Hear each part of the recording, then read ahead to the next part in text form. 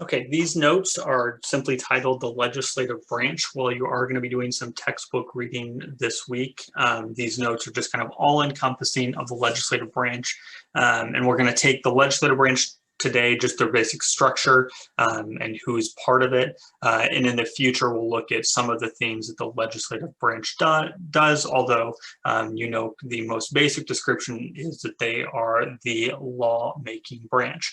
And the legislative branch is detailed in the U.S. Constitution. And Article 1 of the U.S. Constitution is about the legislative branch. And so over the next couple of weeks, we're going to cover first the legislative branch, then next week the executive, and the week after that the judicial. So we will address Article 1, 2, and 3 of the Constitution. So the legislative branch, the body within the legislative branch is Congress. And hopefully you remember from our discussion of the Virginia and New Jersey plan and the basic structures of our government, that our legislative branch, our Congress, is bicameral. So again, by two cameral houses. And so those two houses are listed there. You have the Senate, which is considered the upper house. It's the upper house because it is more prestigious. There are 100 members. They serve 6-year terms.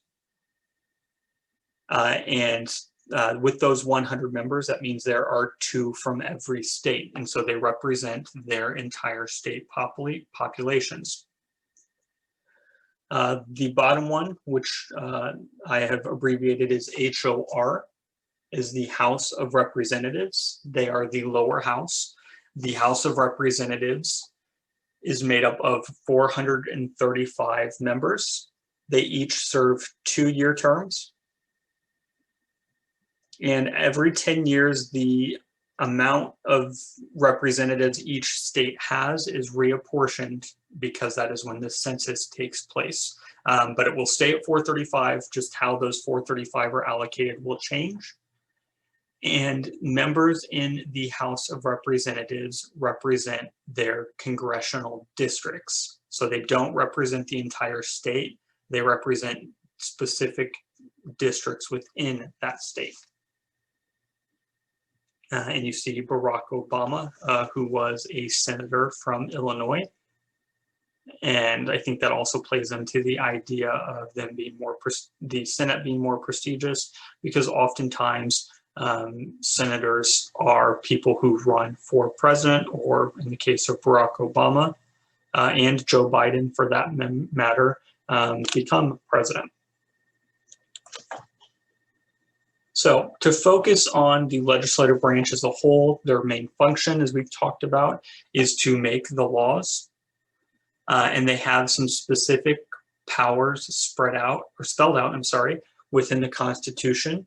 And so you can see those listed there. And you may need to pause it because I'm going to go through these relatively quickly.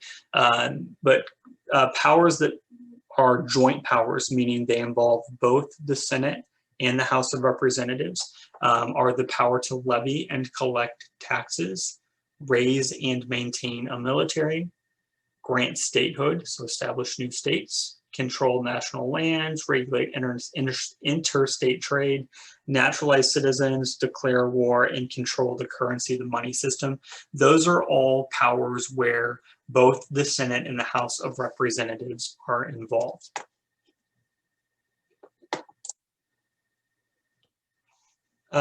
Focusing now specifically on the Senate, the qualifications to become a senator, and these are spelled out in the Constitution. You must be 30 years old, you must be an American citizen for 9 years, and you need to be a resident of the state which you are elected in. They are elected by the people. As we've already covered, they serve 6-year terms. There are 2 per state. And then at the bottom of the slide there, you have powers that only the Senate participates in. So these are powers that the House of Representatives does not have. And so the Senate has the power to confirm presidential appointments. And so when a new president takes office, they get to set up their cabinet, and we'll talk about that cabinet when we talk about the executive branch. But one of the checks on the executive branch's power is that the Senate has to approve those presidential appointments. The Senate is also responsible for approving or rejecting treaties, and the Senate acts as the jury on an impeachment trial. So the House of Representatives, and we'll see on the next slide, can bring up impeachment charges, but it is the Senate that actually acts as the jury to decide whether or not that official is removed from office. The next slide, we're going to look at the same information except for members of the House of Representatives. And so here is that slide. The qualifications for members of the House of Representatives is you must be 25 years old. You must be a U.S. citizen for 7 years, and you must be a resident of the state from which you are elected. And so we can see even in the qualification, there's a difference between members in the upper house and the lower house. The lower house, the House of Representatives, has slightly less strict qualifications. Members in the House of Representatives are elected by the people. So just like the Senate, they serve 2-year terms, and so they're constantly up for re-election. And the members per state is not a set number, it's based on population. So this should remind you of the Virginia and New Jersey Plan compromise, and then what led to the Connecticut Compromise. So in the House of Representatives, it is based on population. There are 435 members in the House of Representatives total. And the House of Representatives, the bottom of the slide there, lays out the powers that just the House of Representatives have.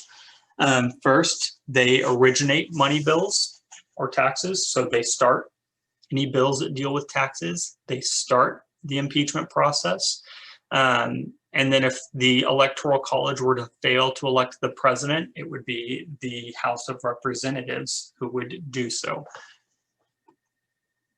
So a couple of individuals that play an important role in the legislative branch. The Speaker of the House, which is currently Nancy Pelosi, the Democrat from California. She is in charge of the House of Representatives, and she's a Democrat because there are more Democrats in the House of Representatives than there are Republicans. And her job is to acknowledge speakers on the floor. She's the one who actually signs bills for the houses. She appoints committees, and she's the one who gets to say when it is time to call for a vote on legislation.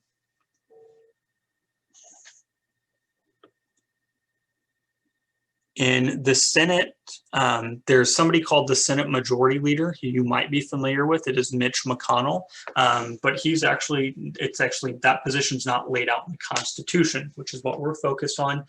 So what we have in the Senate is the President of the Senate, which is currently Mike Pence. He is obviously Vice President under Donald Trump. I say less power there because he's not typically actively involved in the Senate. He's the presiding officer, but may not speak or debate. His really only role within the Senate is if there is a tie, he swoops in and casts the tie-breaking vote. And then the bottom guy there serves in that position. His title is President Pro Tempore. And what he does is step in and serves in the vice president's absence. And President Pro Tempore means president for the time being. And this position is elected by the Senate. And it is a representative from the majority party, which currently is Republicans. And so right now, Chuck Grassley, a Republican senator from Iowa, acts as the President Pro Tempore within the Senate. That is it with our notes over the legislative branch.